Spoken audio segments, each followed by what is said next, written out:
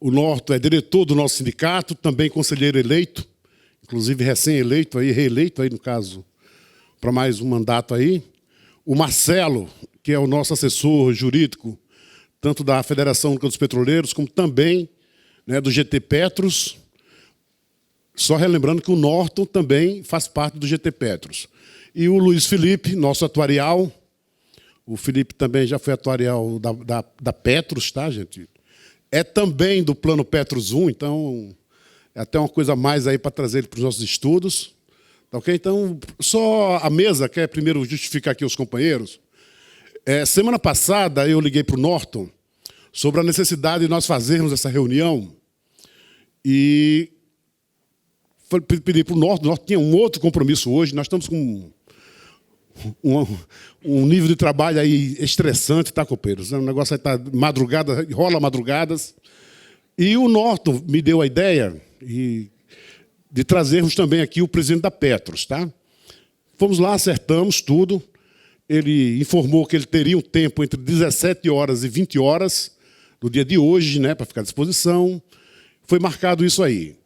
Em última hora, houve um problema sobre a programação, mas nós vimos que teríamos que manter essa reunião, né, pelo menos para explicar o status atual, como é que está aí essa luta nossa aí pelo PED, tá? Então, solicitei aí, na época ao Norte também, para ver isso. Então, os companheiros estão também reunidos ontem. A direção do NF também está reunida nos nossas reuniões aí de colegiado. Hoje está tendo uma parte da direção, está no Rio de Janeiro, participando de conselho deliberativo. Os companheiros devem saber aí que estamos com a greve marcada para o próximo dia 26. Né? Amanhã tem também o SENAP, o Conselho Nacional dos Aposentados. Inclusive, a mesa aqui, toda ela vai, logo após o término dessa reunião, vai ter que se dirigir ao Rio de Janeiro lá para participar desse conselho. E eu achei importantíssima essa reunião aqui, até para levar. Então, todas as perguntas que os companheiros fazem à mesa, a maneira de entendimento, isso aí vai feito um filtro, é feito um sumário aí, e amanhã eu levarei isso para a reunião, né, do Conselho Nacional, tá, gente? Então, amanhã estarei representando aqui o Norte Fluminense, tá? E nesse conselho eu vou, logicamente, apresentar o que vocês aqui colocarem aqui hoje, tá? É bem claro aqui para vocês e por que eu insisti em fazer essa reunião. Daí, os companheiros tinham um compromisso, depois o Norte vai explicar aqui para vocês aí o que foi feito hoje até as 14 horas, e eu mesmo dei a ideia dele, então vamos estender o início aí para as 18 horas, até para os companheiros não correrem perigo nas estradas aí, né? Uma reunião que está marcada para o término para 14 horas, para chegar aqui, fazer reunião às 17, poderia ser perigoso. E daí é que estamos iniciando aí às 18 horas. Tá? Então, um pouco de desculpas aí, uns atropelos aí, mas pelo menos nós estamos mantendo essa reunião. Ela é uma reunião estratégica, tá, companheiros? Os companheiros vão ver aí ao longo das conversas aqui que essa história está se afunilando, tá? E o momento é importante aí que vocês estejam aqui. Lamento um pouco, até a presença, pouca presença, mas hoje nós estamos concorrendo aí com o Flamengo, né? E não é fácil. E para mim também me impressionou o número de ligações que eu recebi hoje de colegas, dizendo que não estava podendo comparecer aqui hoje por causa do jogo, né? Então, a que ponto nós estamos chegando, né? Num momento como esse, crucial, tá? Achar que isso é importante. Mas tudo bem, jogo é jogado, quem tem interesse está aqui, e espero que os companheiros que aqui estejam hoje busquem compreender o que é que está vendo e passem também a ser multiplicador, tá? Esse momento é um momento importante, eu sempre falo isso, cara, que Petros é algo que de suma importância para a nossa vida futura, não só nossa, como da nossa família. Então, a decisão que nós vamos ter que tomar logo, logo, ela vai ter influência pelo resto de nossas vidas.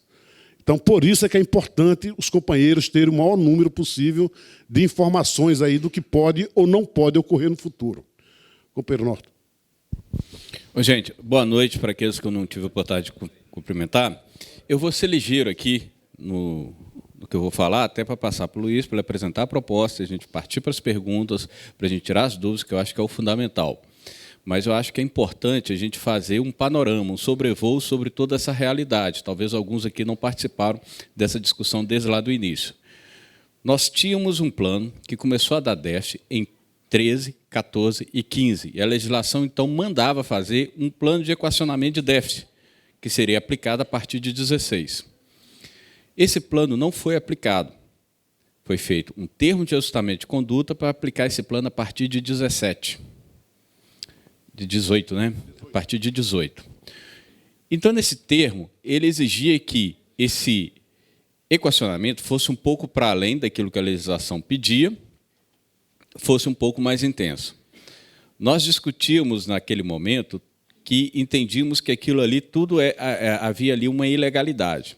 Tinha que ter cumprido o prazo, ele tinha que ser dentro do que a legislação mandava e não para além dela, e tudo mais. E tinha que pegar uma série de pessoas que não foram pegas naquele processo, não que seriam as pessoas, mas que seriam um compromisso da Petrobras, e começamos a fazer esse debate. Veja bem que aqui a gente está discutindo o plano de equacionamento de déficit. As pessoas sempre, a todo momento, vêm dialogando com a gente com o primeiro item que eles falam, as dívidas das patrocinadoras. Gente, isso aí é ponto pacífico. Dívida das patrocinadoras, nós temos convicção que tem. Tanto é que temos ação na Justiça debatendo isso. E na Justiça está e na Justiça caminha, ainda que ao passo que a Justiça anda, que não é o passo que a gente gostaria. Então, não é isso que a gente estava discutindo, porque isso está endereçado para aquilo que é da competência. A gente queria discutir esse plano de equacionamento, que é o que a legislação manda, e a gente entende e entendia naquele momento que estava muito pesado, como de fato está. Quando foi votar esse plano, houve uma ocupação da Petros, vários companheiros aqui participaram. A FUP promoveu a ocupação da Petros para não se votar esse plano.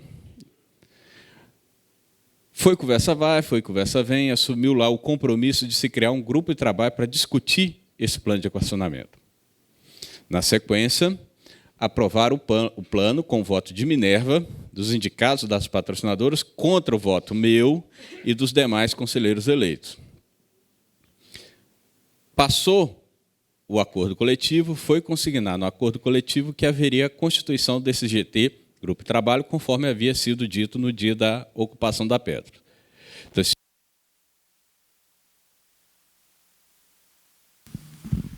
esse GT começou a trabalhar. A ideia nossa era fazer alterações no regulamento para que a gente tivesse uma condição de pagar o déficit de uma forma mais alongada, mais aliviada, para que a gente continuasse fazendo o debate das dívidas da patrocinadora em paralelo e que, tendo sucesso nessa discussão, ele fosse incorporado para aliviar o déficit e até, eventualmente, eliminar o déficit. Esse foi o cenário. Só que o que aconteceu? A Previc colocou muita dificuldade em revisitar o equacionamento. Dizia ela, naquele momento, que havia um termo de ajustamento de conduta e ela não poderia mexer. E só poderia mexer em eventuais déficits que surgissem a partir daí. Como, de fato, surgiu em 18, um outro déficit, e que nós temos que tratá-lo, porque a legislação assim permite. É a lei, gente. Não é a lei que eu gosto. É a lei que existe, é a lei que a gente tem que cumprir. Pois bem, existe esse plano de equacionamento já preparado pela Petros para ser votado no CD, eu ainda não o conheço, para ser aplicado a partir de março do ano que vem, para além desse que aí está. Houve um debate jurídico em relação a esse equacionamento. Recentemente, o Superior Tribunal de Justiça cassou todas as liminares e deu, no entendimento da Petros, tranquilidade jurídica para aplicar não só o PED que existe, como esse PED que está por vir, sem risco jurídico. Isso é o entendimento da Petros. Então, a gente vislumbra um cenário em que estaríamos pagando todo o PED, com as liminares já derrubadas, e ainda um outro PED a partir de março do ano que vem. O GT continuou trabalhando e fez uma proposta que aqui a gente já apresentou, de deflator, de redução de alguns benefícios, e a gente incorporaria não só o déficit de 15, como o déficit de 18, e o plano seguiria saudável, volto a dizer, na expectativa de outros aportes, seja por ação na justiça, leniência, ação administrativa. Só que, nesse processo, foi admitido um presidente da Petros que já tinha tido um processo parecido na FAPES. E ele pegou muitas das ideias originais do GT, misturou com algumas proposituras que ele fez lá no BNDES, na FAPES, e construiu uma proposta.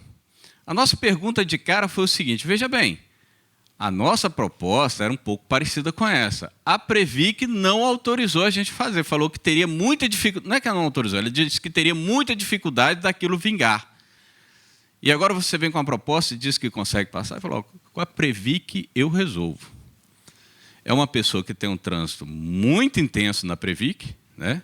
Ele foi da SUSEP, que cuida de seguro, e hoje estão juntos, Previc e SUSEP, né? Então ele já certamente transitou por lá. Ele falou, a proposta do GT, eu vejo alguns pontos com muita dificuldade de ser aprovada na Previc. E essa aqui, eu já tenho uma experiência de aprovação e entendo que a gente consegue aprovar vis-a-vis assim, as primeiras propostas do GT e outras incorporadas. E aí eles nos ofereceu lá a proposta já mesclada com aquelas que ele tinha. E é o que o Felipe vai mostrar. Nós fizemos uma discussão, levamos para as entidades, ele depois foi lá no RJ, conversou com as entidades e voltamos a conversar ontem, terça-feira. Foram criados vários cenários. Nós ponderamos alguns ajustes que a gente entendia que estava tendo um peso muito intenso, por exemplo, e vai ser dito aqui, nas futuras pensionistas. Isso foi de alguma forma ajustado. Outra coisa que a gente entendia que havia um peso muito grande em relação ao pecúlio, foi feito um ajuste também. E nós chegamos à proposta que aí está, que a gente entende que uma das grandes vantagens é a celeridade. Ela pode ser aplicada muito mais rápido. Não tem migração, não tem novo plano, preserva as ações judiciais individuais, preserva as ações de aporte, isso já preservava em todos os outros, né? E dá uma estabilidade para o plano. E, nesse sentido, a gente vem apresentar aqui para vocês. Logo mais adiante, a gente vai fazer um entendimento aí de votação, de assembleia, a gente vai ter que estruturar um mecanismo nesse sentido. E aí eu vou passar para o Luiz, para ele fazer a apresentação ao Marcelo. Marcelo falar dar o seu recado, para a gente depois passar para o Luiz para a apresentação e a gente rapidamente ir para as perguntas e tirar qualquer dúvida. Bom, boa noite a todos. Se já não bastasse essas novidades todas que o Norton colocou aqui, a gente também tem uma do mundo jurídico, né, para destacar para vocês que também influencia nesse contexto, né? Muitos de vocês, né, eventualmente quem ainda estava coberto pelas últimas liminares que nós temos, perceberam que na prévia de contra-cheque do mês que vem já vem cobrança novamente do equacionamento, né? Desse mês, exatamente. É isso, a projeção do contra-cheque já está disponível. Então, por que disso, né? Alguns companheiros já até me pararam para fazer algumas perguntas e tudo mais. A Petros conseguiu, em Brasília, suspender todas as liminares do país. Tá? Só para vocês terem ideia, a lista que ela juntou, né, nessa ação, que eu vou fazer uma explicação bastante breve, né, compreende aí mais de 300 liminares, dentre liminares de sindicatos, de associações e liminares individuais. Né? A gente destacava isso desde as primeiras liminares que nós ganhamos, né, que é uma situação precária e que tem a possibilidade, principalmente quando sobe nessas instâncias, de ter essa situação consolidada. Entretanto, nós temos uma série de observações, de críticas, inclusive atuamos nesse processo em Brasília em que ela conseguiu a suspensão. Vou fazer uma explicação técnica aqui bastante breve para vocês entenderem um pouquinho desse cenário. A Petros se aproveitou de uma ação de uma determinada associação, entrou com uma ação autônoma em Brasília, uma ação baseada numa lei de 92, da época do Collor, que funcionou para poder proteger as privatizações do país de liminares nesse sentido. Olha só, olha de onde que eles conseguiram resgatar essa lei. Essa lei permite que o presidente do STJ dê uma decisão sozinho, o que a gente chama de decisão monocrática, em que suspende uma liminar de um determinado processo e aplica esses efeitos para as outras liminares do país. Olha só que coisa impressionante. E assim, só para poder contextualizar, essa ação, né, que teve esse efeito jurídico, ela versava originalmente de um processo, né? Os efeitos dessa liminar são automaticamente aplicados em todos os outros do país sem notificação. Então, nós aproveitamos o informe que ocorreu, né? A gente teve uma reunião no Rio de Janeiro, que eu tive até contato com o advogado responsável desse processo, e nós tivemos basicamente 48 horas para estudar como trabalhar e também entrar nessa conduta para desfazer essa posição do STJ. A gente manejou esse recurso, essa atuação por meio de agravo, que é uma espécie de um recurso do ponto de vista jurídico. Então, fazendo aqui um breve resumo para vocês, para destacar que, além desse cenário todo que a gente vive, hoje não existem mais liminares. As poucas que eventualmente ainda estejam tendo efeito, serão certamente manejadas nessa ação que se chama SLS, ou uma ação de suspensão de liminares e de sentenças, né, que é o nome técnico disso. Então, nesse caldeirão que a gente se encontra, que mudou aí nos últimos 10 dias de maneira impressionante, a gente ainda teve o aditivo dessa cassação de todas as liminares do contexto nacional, tá bom? É um informe rápido, né, porque o principal hoje aqui é o que a gente tem para mostrar, que vai ser dividido na apresentação de como veio, né, essa proposta aditiva da Petros em cima dos trabalhos feitos por GT e todos os detalhes. Do ponto de vista jurídico, eu fico feliz de ter tido contato aqui com essa apresentação, porque muitas das coisas que nós batemos incansavelmente aqui para falar com vocês estão nessa apresentação. Tá? Muitas delas, criações e estudos que nós fizemos aí durante o GT, como, por exemplo, a responsabilização em cima do pré-70, tema que nós batemos na nossa ação civil pública antiga, que eu já fiz exposição para vocês aqui, que a gente vem batendo, né, nesse tempo de GT, e alguns outros aspectos que vão influenciar positivamente na exposição aqui, como vocês verão, tá bom? Bem rapidamente para a gente passar para o que interessa. E aí, o que vocês tiverem dúvida depois, a gente vai abrir o prazo adequado para a gente poder responder, tá bom? Bom, boa noite, pessoal. Tudo bem? Então, temos novidades aqui, né? A última vez que eu estive aqui foi apresentando a proposta final do grupo de trabalho, e isso deve ter uns 2 meses, mais ou menos, e essa proposta ficou sendo estudada pela Petros e pela Petrobras. E agora, chegando o novo presidente da Petros, ele, como o Norton já disse, ele fez um mix da experiência dele lá na FAPES e a nossa proposta, quer dizer, ele adequando, né, a realidade da Petros, uma proposta, uma contraproposta à proposta alternativa do GT. Esses slides que estão aqui, eles são slides da Petros, tá? Feitos lá pela equipe do presidente da Petros, e foi isso que ele apresentou para o grupo de trabalho, mostrando a ideia inicial. Isso já foi um pouco alterado, eu vou falar sobre esse processo todo, mas isso, assim, agora, de repente, andou tudo muito rápido. Então, a gente recebeu isso, deve ter uns 10 dias no máximo, e aí a gente vem agora negociando, e ontem teve, aparentemente, uma proposta que pode ser a final. Bom, essa aqui, eu vou pegar aqui os pontos mais importantes. Capaz, eu acho que sim. Peraí, Ctrl. Peraí, Ctrl. Bom, deixa eu subir um pouquinho aqui. E essa situação atual, a situação atual dos planos da Petros somados, dos 2 planos BDs, do repactuado e não repactuado. Um déficit total de 36,9 bilhões. É esse déficit total que nós estávamos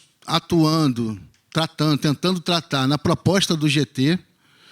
E vou já adiantar aqui que a gente sabe que desse déficit total, né, a gente quer que a patrocinadora arque com alguma, ou com boa parte dele, que a gente acha que é devido, né, pela patrocinadora. Mas, como a gente já dizia naquela vez, isso por meio de ações judiciais, por meio de negociações lá no Conselho, a questão do pré-70, que o Norton já falou, e a gente já comentou isso muito, quer dizer, não é que o pré-70 tenha que arcar com uma parte maior, mas a Petrobras tem que arcar pelo pré-70, por causa do acordo que existe, né? Uma parte em que ele está lesando os pós-70. Então, está tudo ali dentro dos 36,9 bilhões. E é isso que nós estávamos tratando na proposta do GT. São 28 bilhões de 2015 e 8,4 bilhões de 2018. Deixa eu passar aqui. Isso aqui não está... Não, é porque isso aqui está em PDF. A Petros não botou em...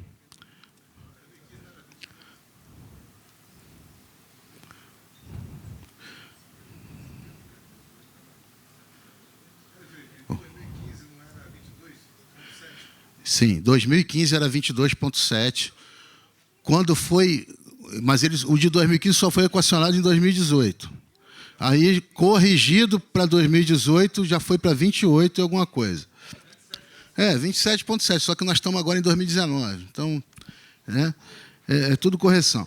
Aí, qual foi a parte mais importante que eu acho dessa proposta da Petros? Vou levantar aqui para mostrar para vocês. Daqueles 36,9, né? Aí você pergunta assim, mas não estão pagando a contribuição extraordinária? Sim, né? Tem uma parte paga, uma parte em liminares que agora caiu e a Petros já vai contabilizar isso. Então, 2,7, 2,8 bilhões, 2,8 daqueles 36,9 são contribuições extraordinárias, que foram pagas até hoje, ou que deveriam ter pagas, mas estão contabilizadas lá. Então, o déficit não é mais 36,9, é 34,1. Eles conseguiram, lá, a turma da Petros, negociando com a turma da Petrobras, conseguiu chegar a um valor, né, aquele valor e que o ativo do pré-70 deveria ter um ajuste para não penalizar o ativo que eu digo, patrimônio do pós-70. Esse valor, 3 bilhões e 600. Então, ele também já está abatendo disso aqui. Então, o déficit para ser equacionado nessa proposta que a Petros apresentou, em vez de 36, cai para 30,2 bi. Tá? Aqui também tem umas letrinhas miúdas aqui. Vocês vão fazer a conta, 34,1 menos 3,6 não dá 30,2. Tem uma diferença pequenininha que eles acharam no termo de compromisso financeiro das pensionistas, que também vai dar uma ajuda aqui, 0,3 bilhões.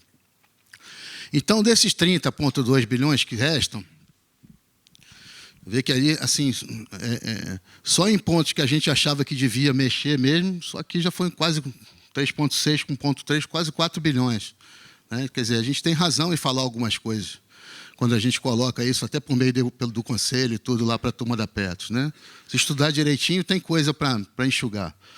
Bom, então, 30,2, 15,1 bi das patrocinadoras, 15,1 bi dos participantes assistidos. E qual foi a primeira proposta que ele nos apresentou, a original?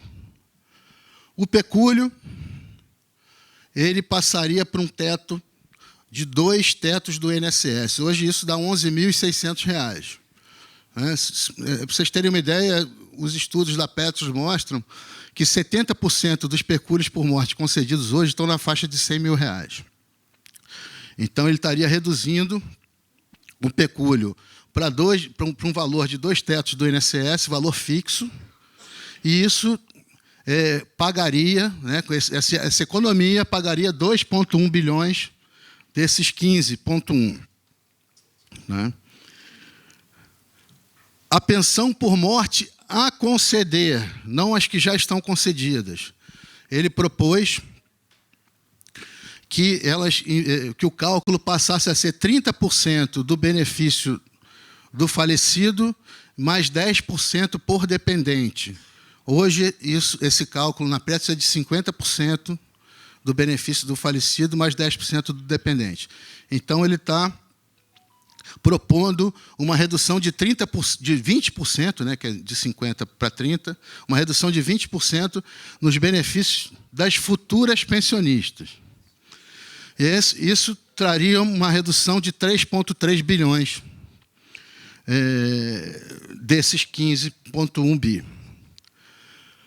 Depois, uma contribuição extraordinária de 30%, isso também tinha lá na proposta do GT, Só que na proposta do GT, ela era por 10 anos, ela tinha um prazo limite, e aqui ela vai pela vida útil do plano. 30% sobre o 13º de contribuição extraordinária. Menos 2 bilhões. Então, tirando desses 15,1 bilhões, o 2,1, o 3,3 e o 2 bilhões, sobram 7,7 bilhões que serão pagos por meio de contribuição extraordinária mensal. Isso gerou... Deixa eu passar 2 aí para baixo. Mais um. Não, esse aí mesmo. Esse aí mesmo. Isso aí mesmo. Isso gerou, nos cálculos da Petros, olha sempre essa coluninha aqui da direita, que é igual em todos os quadros. Uma contribuição extraordinária, quer dizer, além da contribuição normal. Nessa proposta, ele não mexe na contribuição normal, ao contrário do que a gente propunha na proposta do GT. Então, aqui não mexe na contribuição normal. E é implantada uma extraordinária para os ativos de 8,28% e para os assistidos de 9,56%. Tá? Assistido e pensionista. E aí a gente tem aqui uma comparação. A proposta dele é fixa, independente do salário ou do benefício. Atual escalonada. Não, mas não é 35% escalonado. A normal. Ela começa em 4, vai para... Isso. Essa não. Essa é linear. Linear. Todo mundo pagando a mesma coisa, independente do valor do salário ou do benefício. Tá? É um percentual em cima do salário. Companheiros, vamos registrar as dúvidas e, ao final, a gente vai ter o espaço para que a gente faça... Não, sempre foi assim, dessa sempre será. A gente tem que pôr ordem, senão fica um debate. Porque, olha só, fica um debate. Vamos registrar, vamos registrar... Ali. E após a apresentação, porque muitas das perguntas vão ser sanadas logo na sequência. E aí a gente tem celeridade. O processo sempre foi assim. A pessoa apresenta, as pessoas registram a pergunta, depois se inscreve para fazer a pergunta e a resposta. Aí... Okay? E também porque a gente está filmando. A gente tem que levar o microfone para a pessoa para ficar registrada a pergunta. Porque a pergunta que vocês têm aqui é interessante também para quem está assistindo o vídeo. E a gente dá celeridade à apresentação. Tem bastante mais coisa aqui para mostrar. Espera aí. Então, olha só. A contribuição é linear, independente do nível do salário ou do benefício. Tá? Vamos lá, vamos comparar. A própria Petros comparou essa contribuição linear com a média das contribuições de quem está em determinados patamares de salário. Então, para a turma que tem uma renda até R$5.000... acaba tendo que arcar um pouco mais com esse equacionamento do que pagava hoje no equacionamento do jeito que ele está. E isso não é uma novidade, porque a proposta do GT já fazia isso com o deflator nos benefícios, que ele também tinha um caráter linear. Tá? É só Petros. Aqui não tem INSS. Tá? Aqui não tem INSS. Para uma renda, para um benefício Petros, vamos lá, na faixa de R$10.000, essa contribuição seria a média que ele estaria pagando com os dois equacionamentos, 16%. O ativo estaria indo para 8%, 8,28%. O assistido de 26% para 9,56%. De uma forma geral, depois eu tenho estratificado a quantidade de participantes na Petros. De uma forma geral, essa proposta reduz significativamente o desembolso mensal que a pessoa vai ter. Lembrando que essa aqui não foi a proposta que vingou no final. Então, ainda vou falar sobre ela. Essa é a proposta inicial da Petros. Tá? Então, assim, a gente tem nitidamente, e vou falar já em números para vocês, em torno de 15 mil participantes que têm renda até o teto do INSS, até R$ 5.800. Essas pessoas teriam que ter um esforço um pouco maior nessa proposta da Petros, tá? Que também teriam na proposta do GT. Que também teriam. Depois eu tenho uma apresentação que eu vou tentar explicar um pouquinho do porquê disso. Tá? A partir do teto do INSS, de R$ 5.800, nós temos 40 mil participantes.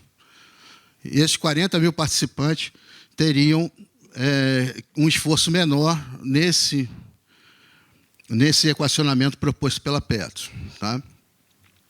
Marcelo, eu vou passar agora para a apresentação. Isso aqui, então, foi uma ideia do que a Petros apresentou para a gente.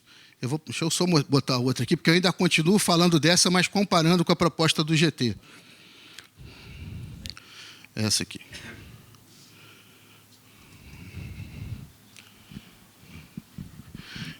Então, só lembrando aqui para vocês... Pode passar aí, Marcelo.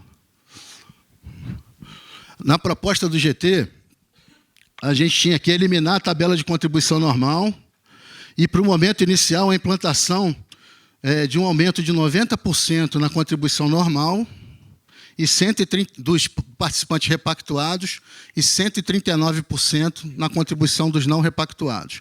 E aí a gente eliminava a contribuição extraordinária.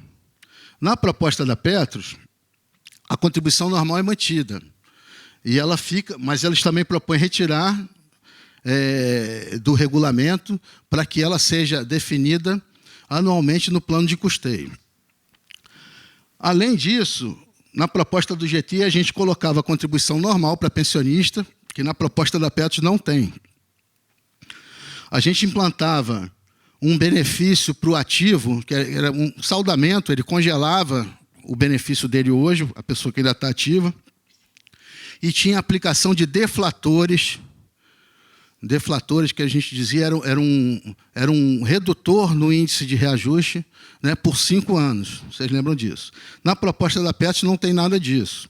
Ela mantém a contribuição normal nos patamares atuais e introduz a contribuição extraordinária naqueles patamares que eu mostrei lá, que é a primeira proposta, e propôs a redução, em vez de botar um deflator, né, era uma redução direta no cálculo do benefício da pensão, de 50% mais 10 para 30% mais 10, e a redução... Muda a sua página. E a redução no pecúlio, que a gente aqui propunha uma redução de 30%, eles colocaram um valor fixo de 2 vezes o teto do INSS. Com relação ao 13º, o percentual é o mesmo, só que na proposta do GT era um provisório de 10 anos e aqui é permanente, enquanto houver déficit. Tá? O esforço comparado é bem similar, sendo que a maioria dos benefícios, né, no final dos primeiros 5 anos, né, quando a gente utilizava o deflator na proposta do GT, a maioria dos benefícios na proposta da Petros acaba ficando maior por conta de não haver o deflator. Tá? Pode mudar. Bom, algumas informações importantes aqui.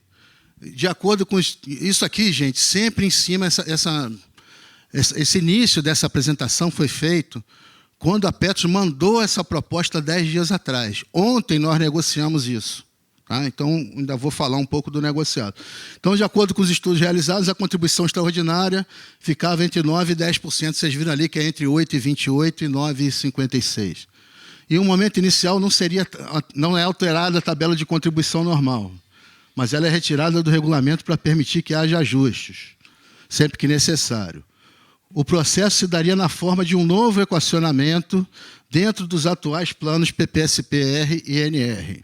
Aqui tem uma diferença com relação à proposta do GT, porque a gente, por conta de uma ida na Previc, que o Norton já explicou, a Previc dizia que a gente tinha que fazer um plano novo, e isso era uma coisa que, assim, preocupava muito a gente, né? Que um plano novo tinha que ser tudo opcional, não sei o quê, e mais uma divisão na turma. Então, essa proposta da Petros mantém as pessoas no plano R e no plano NR. Esse novo equacionamento irá substituir o atual equacionamento a partir de sua aprovação, aplicando a Resolução 30. A Resolução 30 é aquela que diz que você pode estender o pagamento das contribuições por toda a vida de compromissos do plano. Você não precisa ter um prazo, que no caso do equacionamento anterior era 18 anos. Não haveria opção em se manter o atual plano de equacionamento, pois a contraproposta é uma nova forma de se equacionar o déficit, sendo aplicada a todos os seus participantes assistidos. E esse novo equacionamento seria aplicado apenas para os grupos pós-70 e será aprovado concomitantemente com a cisão do grupo pré-70, para que a Petrobras possa colocar aqueles 3,6 bilhões que vocês viram de redução de déficit. Marcelo? Aí a gente olhou assim, olha, tem alguma coisa que a gente acha que pode ser prejudicial? Tem. Esse equacionamento por meio de contribuição extraordinária, ele traz um tratamento tributário mais perverso ao participante ou assistido. Porque o assistido, o pecúlio, né, para o assistido, em vez de ser 2 vezes o teto do INSS, fica 2 vezes a remuneração global, Petros mais INSS.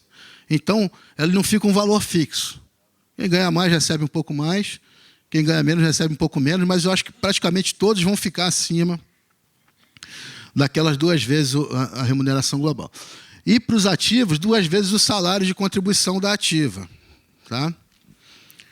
O cálculo das futuras pensões foi mantido, o cálculo de 50% mais 10 por dependente. E o maior argumento para essa manutenção, e que aí a Petros entendeu e todo mundo entendeu, foi o seguinte: a reforma da Previdência que está sendo aprovada agora está penalizando já a pensionista. Né? De 100% já está trazendo para 50 mais 10. Poxa, nós que estamos, né, nos contrapondo à reforma, vamos fazer a mesma coisa aqui? Então, a pensionista, você imagina, você tirar lá e tirar cá da pensionista, da futura pensionista. Né? Então, o cálculo da futura pensão, a gente conseguiu que ficasse mantido em 50% mais 10. A contribuição extraordinária vai ser a contribuição linear, com valor ajustado para se adequar ao novo valor do pecúlio e a manutenção da pensão. Esse cálculo a gente ainda não tem. Tá? Mas ali que estava entre 9 e 10, acredito que vá para entre 12 e 14. Vá por aí, para assumir esses encargos aqui. A aplicação da resolução CNPC 30, que é a contribuição extraordinária por todo o período de compromisso do plano. Puder puxar um pouquinho isso, por favor. A redução do déficit a ser equacionado pelo reconhecimento do correto patrimônio do grupo pré-70 e pós-70. Isso aqui foi um compromisso da Petros de atuar junto à Petrobras, que essa proposta, se implantada, vai receber esse aporte da Petrobras, aqueles 3,6 bilhões. Adequação às seguintes regras previstas na resolução CGPAR 25. Isso aqui foi uma exigência da Petros, que também não vejo assim muito impacto. Essa resolução, eu acho que a gente já tratou aqui em alguma apresentação anterior, está tudo misturado, mas existe uma nova norma para fundos de pensão de empresas estatais, que eles têm que fazer umas adequações nos regulamentos, e o prazo é dezembro agora. Então, esses pontos que estão aqui, se você puder subir, por favor. Onde é que está? Espera aí. Tá aqui. Cadê a resolução? Está aqui. Então, isso aqui teria que ser feito de qualquer forma. Então, já vai aproveitar essa modificação de troca de regulamento para as novas regras e introduzir isso aqui. Olha, reajuste dos benefícios de acordo com o indexador econômico, IPCA. Isso só vai mudar para os não repactuados que ainda não se aposentaram, que os que já aposentaram já têm direito adquirido. Desvinculação do valor do benefício do valor do INSS, e INSS hipotético. Isso só vale para os cálculos dos futuros benefícios e, mesmo assim, não vale para o BPO, que já está calculado, para quem é BPO. Não sei se tem algum ativo aqui. Então, o que a Petros vai fazer? Ela vai ver qual é um valor de INSS médio, vai fixar esse valor, e daqui para frente os futuros benefícios vão suplementar esse valor, e esse valor vai ser corrigido pelo IPCA ou por INPC da vida e vai ficar totalmente desvinculado do benefício do INSS. Tá? E, de certa forma, essa proposta vem, vamos botar entre aspas, salvar a aposentadoria de muitos que ainda estão na ativa com relação ao aumento da longevidade prevista na reforma da Previdência. Porque o cara da ativa, né, que se ficar preso até os 65 anos, imagina que ele hoje tem... As pessoas mais novas desse plano estão com 45, 46 anos. Né? A reforma da Previdência vai jogar ele para os 65. Se a patrocinadora quiser ficar com ele até lá, beleza. E se ela soltar ele no meio do caminho, né, demitir do jeito que está vendo aí as vendas das unidades da Petrobras e tudo, essa pessoa, se puder se aposentar antes, mesmo que não tenha o INSS, isso vai ser uma boa para ele. É óbvio que isso não pode prejudicar o plano. Então, o plano vai ter que ter uma regra de não deixar ele sair antes do que estava previsto hoje na avaliação atuarial de hoje, para não prejudicar o plano. Mas ele não vai precisar também ficar esperando a aposentadoria do INSS para o resto da vida. Né? E os cálculos dos benefícios, também dos futuros benefícios, essa resolução prevê que a média seja no mínimo dos últimos 36 meses, e não dos 12 últimos meses, como é na Petros. Isso evita aquela história que a gente conhece das pessoas, às vezes, no último ano, ficarem puxando a média para cima de forma voluntária. Né? Bom, isso aqui eu acho que não influencia em nada assim, o que a gente está tratando na proposta. Não, olha só. A Petros, o cálculo da Petros é o seguinte: ele faz a média dos 12 últimos meses, do que a Petros chama de salários... O salário de cálculo são as parcelas estáveis do salário. Ele está salário, anuênio, periculosidade e o complemento da RMNR. Se a pessoa só tiver isso, a média dela é de 12 meses. Se a pessoa tiver hora extra, tiver remuneração de chefia, tiver alguma remuneração global e tudo, aí ela pega... É um delta, é um acréscimo dos 60 meses do que essas parcelas acresciam em relação ao salário base. Mas o cálculo tem como base a média dos últimos 12 meses das parcelas estáveis. Isso vai ter que mudar para 36. Tá? Vamos lá. Aplicação de medidas, isso também ficou combinado lá com a Petros. Aplicações de medidas mitigadoras de futuros déficits. A primeira é a supressão da tabela da contribuição normal do regulamento. Essa contribuição normal passa a ser flutuante de acordo com o plano de custeio anual. E a contribuição extraordinária, também vai existir contribuição extraordinária, que é uma joia individual, se a pessoa quiser mudar a composição familiar. Isso só vale hoje para os assistidos, isso está sendo proposto para ser colocado também para os ativos. Como o mais novo lá do plano está na faixa de 46, 47 anos, né, ele já está com a família, está com uma idade para ter família constituída, e qualquer mudança daqui para frente, nessa família, a gente estaria colocando isso. Né? Pode subir, Marcelo, por favor. Puder, joga lá em cima isso aqui. Bom, está sendo construído um documento que vai ser assinado se as assembleias, né, dos sindicatos e das associações aprovarem essa proposta, que vai conter o seguinte: primeiro item, o conteúdo dessa proposta que está descrita em cima, tá? Com a contribuição de 30% sobre o abono, com a redução do pecúlio e com a manutenção da pensão. Tá? E o restante sendo equacionado na contribuição extraordinária linear. Segundo, o compromisso de não judicialização exclusivamente em relação à proposta acima. Isso a Petros está querendo das associações e sindicatos. É óbvio que ela não pode pedir isso individualmente. Né? Individualmente, cada um sabe de si. Mas que não vai haver exclusivamente com relação à proposta, que não vai haver uma judicialização. Terceiro, o diferimento, ou seja, a postergação do pagamento do valor do equacionamento não realizado devido à concessão de liminares, através do oferecimento de propostas para adesão individual. Quais seriam essas propostas? A gente já alinhavou 3 ontem, que já devem estar aqui. Tá? A primeira é o pagamento à vista de quem quiser. A segunda é o parcelamento pela expectativa de vida. Então, aquelas contribuições extraordinárias não pagas em razão da liminar, que agora caiu a liminar, a pessoa tem que pagar. Então, primeira proposta, pagamento à vista. Segundo, pagamento parcelado pela expectativa de vida. Aí o presidente da Petros falou o seguinte: eu dou 30 dias para as pessoas optarem. Se ninguém optar, eu vou diluir isso pelo mesmo período que ele ficou sem pagar. Então, se ele não pagou 10 meses a liminar, eu cobro por 10 meses. A gente falou, acho que está legal, bota isso no papel que a gente vai ver. Então, ficariam essas 3 opções. Ele só quer ter uma última opção daquela pessoa que não se manifestar. Se não se manifestar, o que eu vou fazer? Aí ele falou, ele deu uma ideia lá. Entendeu?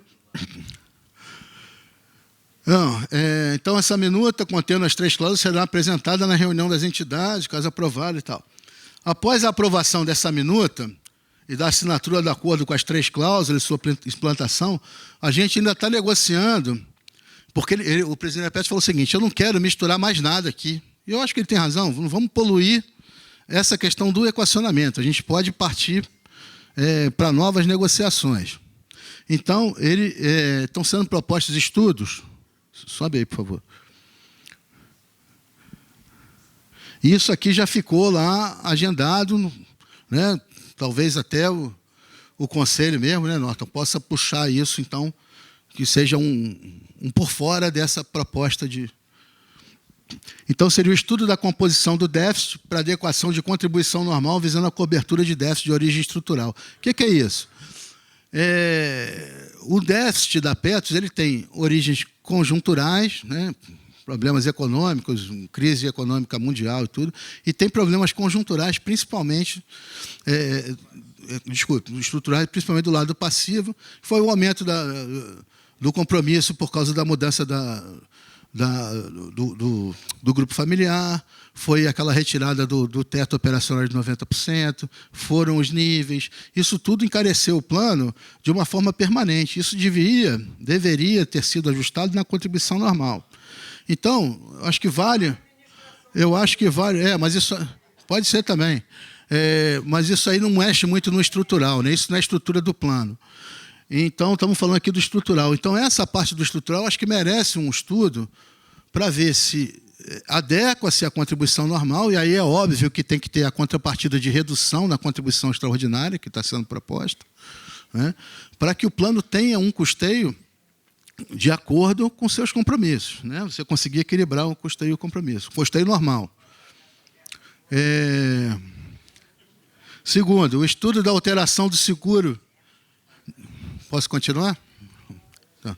O segundo é o estudo de alteração do seguro do fundo de quitação por morte para diluição do pagamento dos empréstimos, de acordo com a expectativa de vida do participante.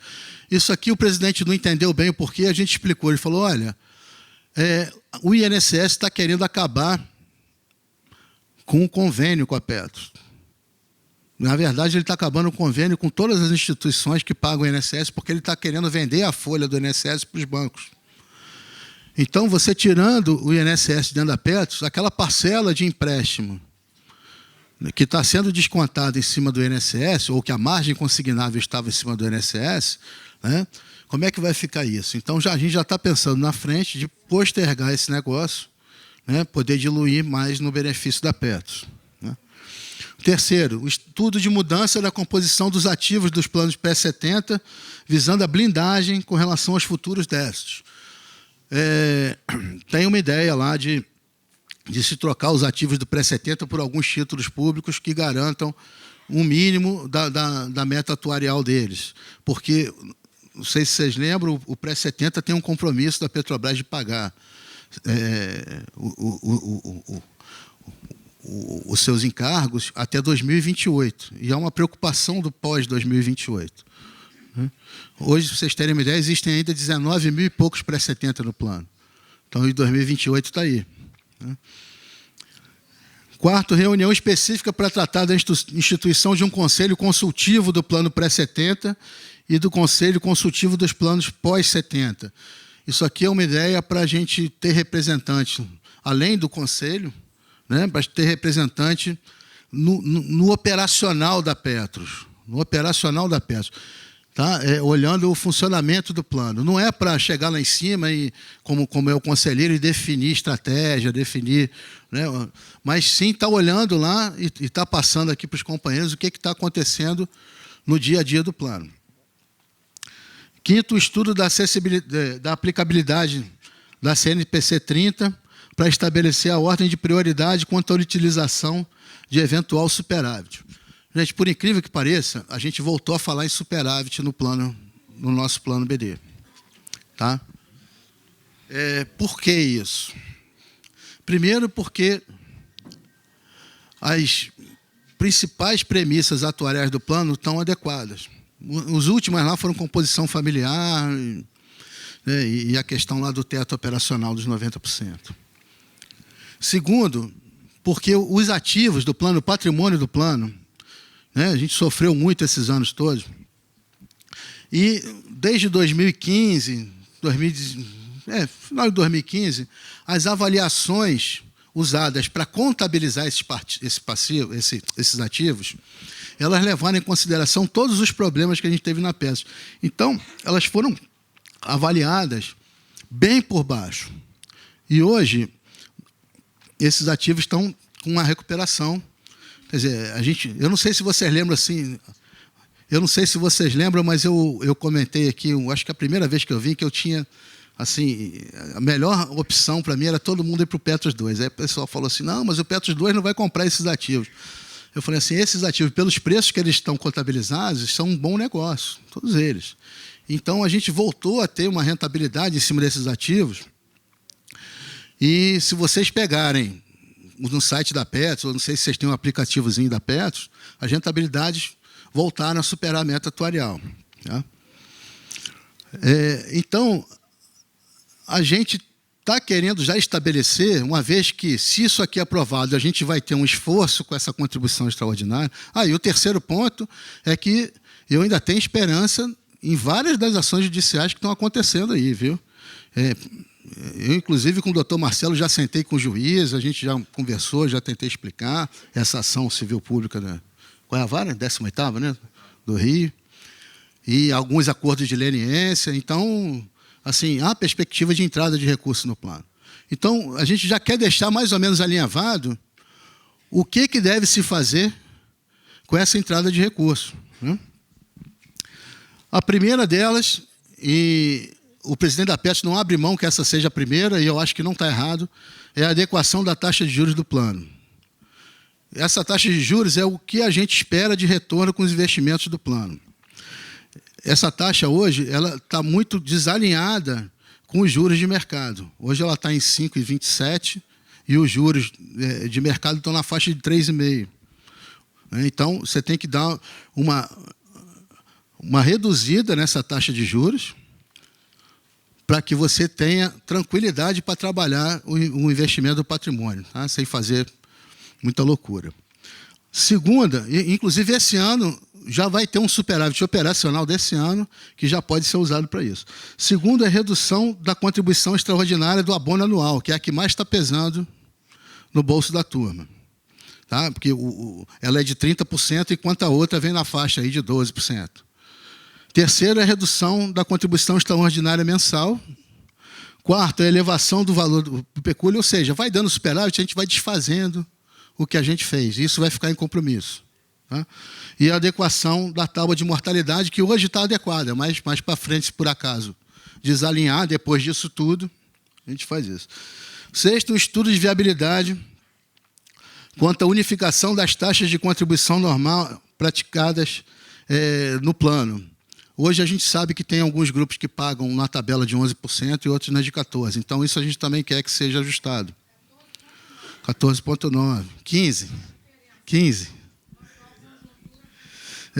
Sétimo, estudo de viabilidade quanto à unificação da database de reajuste. Isso anda junto disso, porque quem paga a tabela de 11 tem um reajuste nas datas do INSS. Então, na hora que unificar, tem que unificar a database também. Né? Bom, isso aqui é o que saiu da conversa de ontem. Tá?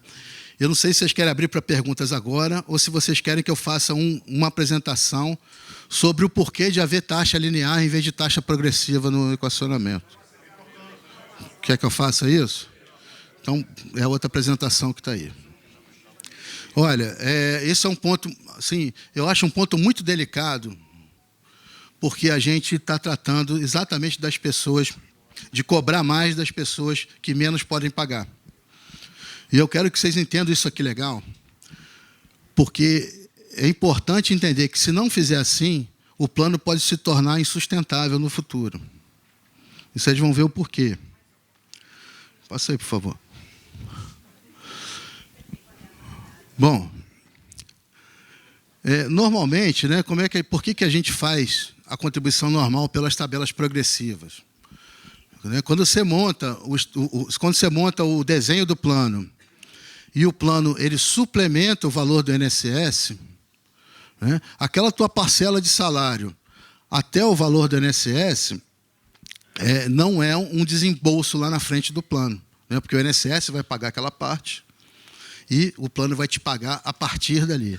Então, se faz uma contribuição pequena nesse pedaço do salário que está coberto pelo INSS, mas até para outros benefícios que não estão cobertos ali, como pecúlio, como, sei lá, um auxílio qualquer, por exemplo, até auxílio reclusão hoje, que o INSS não tem coberto, está lá e tal. E a partir dali se coloca uma contribuição bem mais robusta, que é aquela parte que o plano vai te suplementar. Engraçado que, assim, é só uma parte, não tem nada a ver com a apresentação, mas engraçado que isso vale para o ativo. Se a gente pensar no aposentado, esse raciocínio já não valeria mais, porque ele já não tem que contribuir sobre uma parcela que não vai ser coberta pelo INSS, porque ele só paga a contribuição sobre o benefício da Petros, né? Diga.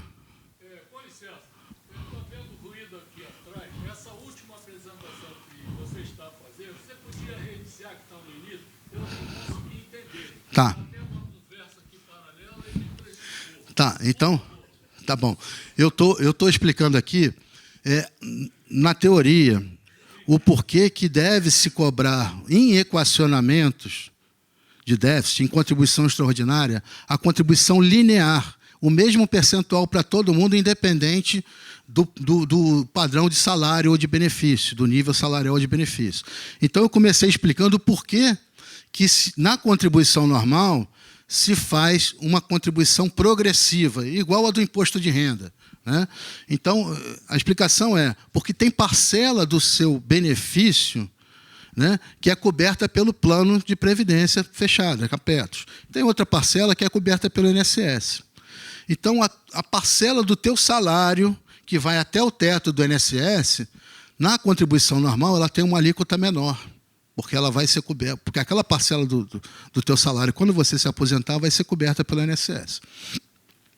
A parcela do teu salário que ultrapasse o valor do teto do INSS tem uma contribuição bem mais carregada, bem maior, exatamente porque é ali que o plano vai te suplementar. Tá? Pode passar, Marcelo. Bom, mas no caso específico do equacionamento de déficit, eu deixo a pergunta ali, será que é isso que tem que ser feito? Né?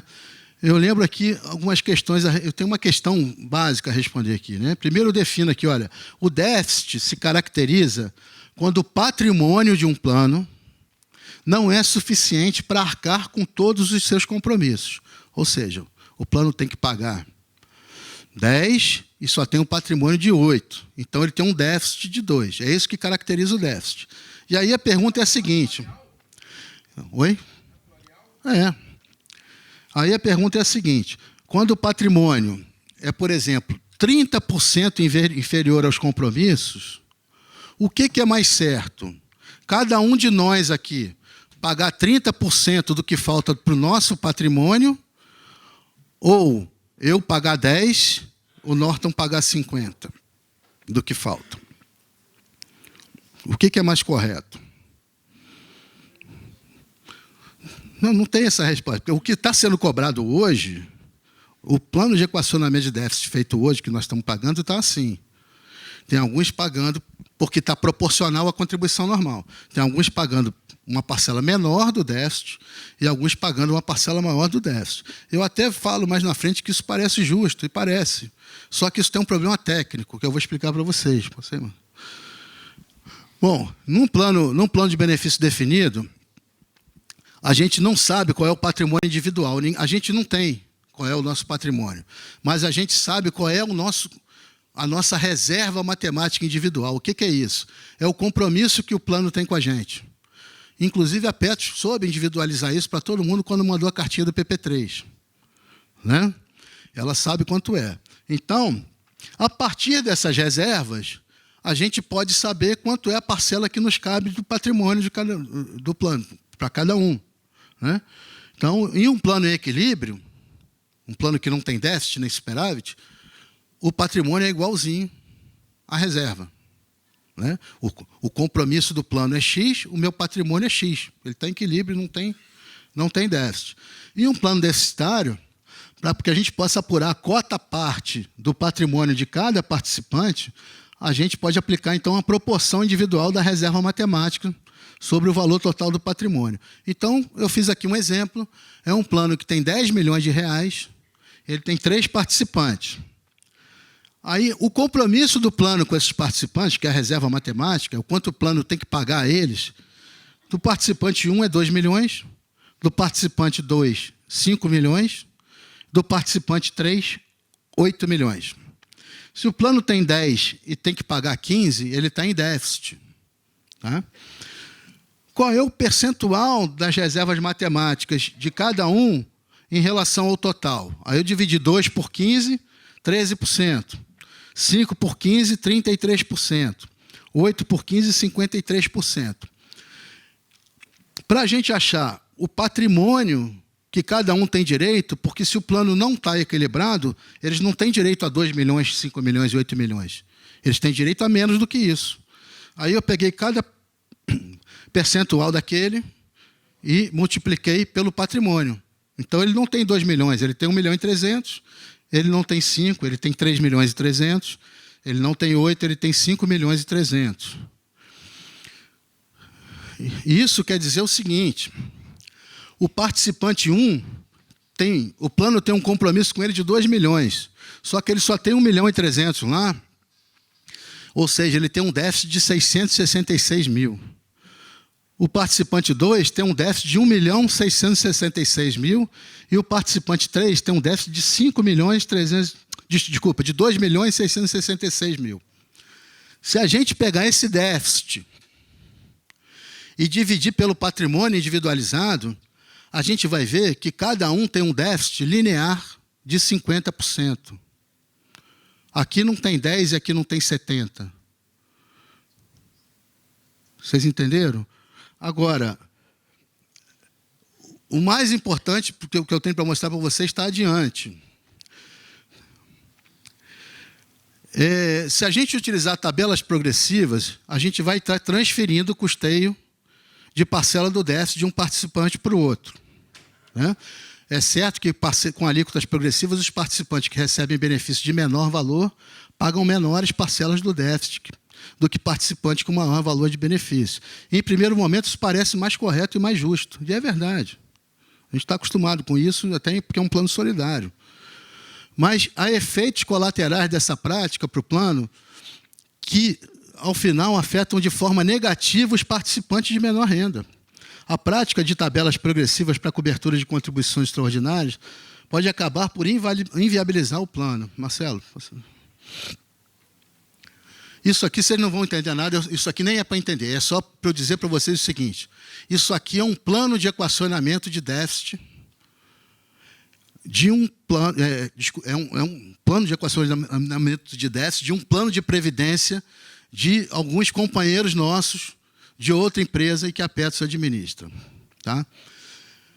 São 3 patrocinadoras, A, B e C. Eles estão equacionando desde 2014. A gente só tem o de 2015 e vai entrar o de 2018.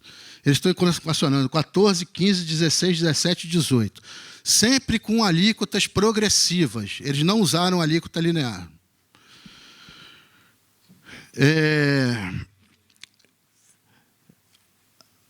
vou aqui, eu usei lá no próximo slide a patrocinadora B, só para vocês terem ideia, porque vocês não estão enxergando. 2014, a tabela progressiva começava com 2,01, 4,16, 15,28. 2015, 2, 4,15, 15,22. 2016, 2,74, 5,68, 20 e 86. 2017 foi menor, 0,74, 1,54, 5,66. E 2018, grande pra caramba, 3,62, 7,49, 27,48. Ou seja, são alíquotas, como a gente tem hoje 1,96, 4,06 e 14,9. Eles aqui fizeram todos esses 5 equacionamentos sucessivos com alíquotas progressivas.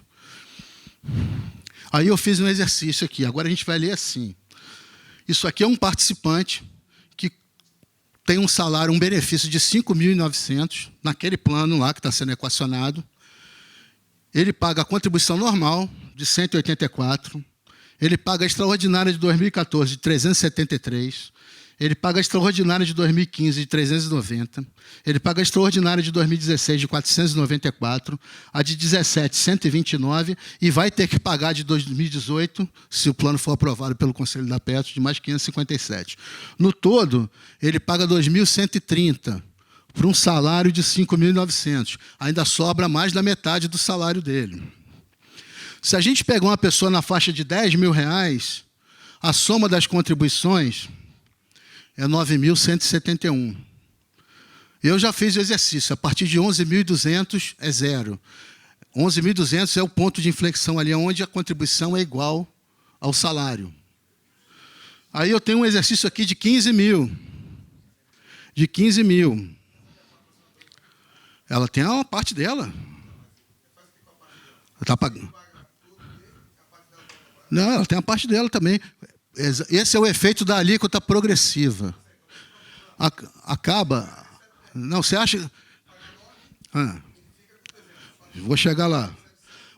15, o cara com 15.000, a contribuição dele é 17.758. Vocês acham que ele vai pagar? Ele tem como pagar? Ele tem que pagar? Tem. Sabe por que ele tem que pagar? Porque esse dinheiro tem que pagar o benefício do cara aqui de cima. Isso não é um plano de equacionamento? Olha o efeito das alíquotas progressivas, o que é que faz? Isso que eu quero dizer para vocês. Cara, se isso aqui virar o nosso plano não chegou num ponto desse, óbvio. Porque só está com o equacionamento de 2015. Mas se vier o de 18, tiver o azar de ter um em 2020, um em 21, e ficarmos usando alíquotas progressivas, esse plano fica insolvente, o nosso plano fica insolvente igual a esses aqui. Porque essa pessoa não vai pagar isso que está faltando.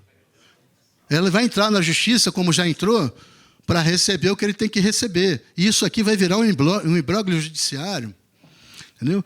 Então, é só para vocês entenderem que o efeito da contribuição progressiva não é uma transferência harmoniosa entre quem ganha menos e quem ganha mais. Você está prejudicando o plano como um todo. Esse exemplo é legal porque ele é verdadeiro e ele chega num limite tal que a gente fala assim, cara, isso aqui não dá para fazer assim. Entendeu? A gente tem que arrumar outra forma de fazer. E a outra forma é fazer linear.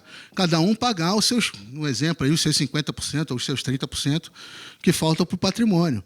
Porque aí o que acontece? Aí eu vou chegar na tua pergunta da patrocinadora. Quando a gente paga a contribuição linear e o déficit é paritário, eu vou pagar no máximo 50%. Porque os outros 50% são da patrocinadora. Né? Quando a gente faz isso aqui, a gente passa de 100%. Porque ela é progressiva, eu passo de 100% do meu lado e a patrocinadora do lado dela. Como é que eu vou pagar mais de 100% do valor do meu salário? Sabe, isso sai da razão, da lógica. Então, eu só tenho os comentários finais assim aqui. Passa aí, por favor, Marcelo. Então, assim, os equacionamentos sucessivos por alíquotas progressivas geram um efeito indesejado, que é a inviabilidade da manutenção do plano aqui está para faixas de benefícios mais elevadas, mas é para todo mundo, né? No exemplo apresentado, para os benefícios de 15 mil, a contribuição seria 17.758. Esse participante não receberia qualquer benefício mensal e ainda ficaria devendo ao plano 2.758 todos os meses, inclusive sobre o 13º. E o plano precisa desse valor porque esse participante, isso aqui é que é o importante, vocês entenderem, porque esse participante fica devendo. Sabem por quê? Porque nessa modalidade de equacionamento por faixa de contribuição progressiva, esse participante está subsidiando o déficit dos que possuem menores benefícios. E o que acontece se ele não pagar o que deve ao plano? O plano não terá recurso para arcar com os benefícios dos que ganham menos. E o plano estará insolvente. Né? Passa aí a última, só de... Então, mas com paridade, passa de 100%. Sim, o linear com paridade, você para nos 50%. Então, esse é o principal motivo da necessidade da aplicação de alíquotas lineares. Né? Alíquotas lineares são a garantia da manutenção do plano no longo prazo, a fim de que haja pagamento de benefícios a todos os participantes. Né?